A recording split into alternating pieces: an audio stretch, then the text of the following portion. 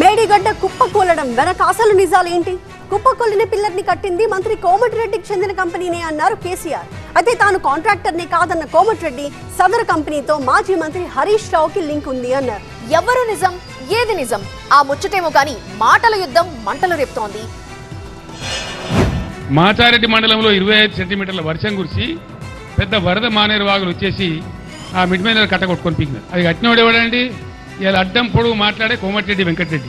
మేము అన్నాడు కోమటిరెడ్డి కంపెనీ మీద కేసు పెట్టలే, మేము పెట్టకపోదుమా అని జైలు లేకపోదుమా మీ లెక్క చిల్లర కథ వాడానంటే మిడ్ బ్యాన్ అంటే అన్నమాట. బుద్ధి ఉండాలి కేసీఆర్. అది కట్టింది ఐవీఆర్సీలు డమ్మీ పేరు మీద, బినామీ పేరు మీద హరీష్ రావు చేసుకున్నాడు. మా ముఖ్యమంత్రి గారికి లేఖ నిన్న స్టేజ్ మీద చెప్పిన, రేపు లేఖ పంపుతూ మిడ్ మ్యాన్ మీద ఎంక్వైరీ చేపిస్తున్నాను.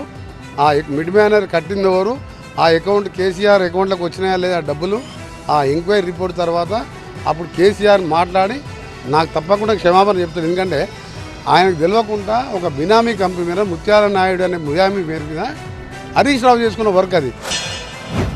మీరు లస్కోర్ వాగ్దానాలు చేసి మీ ఇష్టం వచ్చినట్టు మీ నోరు ఎంత వస్తుందంత చెప్పి చేశారు. కాబట్టి వెంటనే బ్యాంకులతో మీటింగ్ పెట్టాలి, రుణమాఫీ మీద స్పష్టత ఇచ్చి మీరు కిస్తీలు కడతారా, సస్తారా, బతుకుతారా, ఏం చేస్తారో రైతులకు బ్యాంకుల నుంచి ఇబ్బందులు రాకుండా చూడాలి. కేసీఆర్ వెంటాడిన కాళ్ళు పైన పెట్టి చేతులు కింద పెట్టి నడిచిన ఆ పార్టీ ఉండదు, అది బతకదు.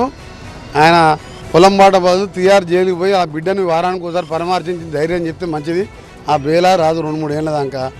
ఈ ఫోన్ ట్యాపింగ్లో ఎంతమంది జైలుకి పోతారో తెలియదు. అందుకనే వాళ్ళ రాజకీయాలు చాలు సంపాదించుకున్న కాడికి. ఎవరన్నా బిడ్డ ఇన్ని రోజులు జైల్లో ఉంటే తండ్రి పోయి చూసినాడు, అనే ములాఖాత్ తీసుకొని పొలం బాట వచ్చి ఇంతమంది చచ్చిపోయానంటే సావాలని కోరుకుంటున్నాను. మాకు బాధ అనిపిస్తుంది, కరువు వచ్చింది, నువ్వు చేసిన పాపాలతో మాకు కరువు వచ్చింది. ఏం పాపాలు చేసిండో ఎన్ని చేసిండో కానీ సరే ఇప్పుడు ఆ కుటుంబం అనుభవిస్తుంది. అందుకని చెప్తాను, నాతో పెట్టుకో కేసీఆర్ మంచిగా ఉండదని చెప్పి.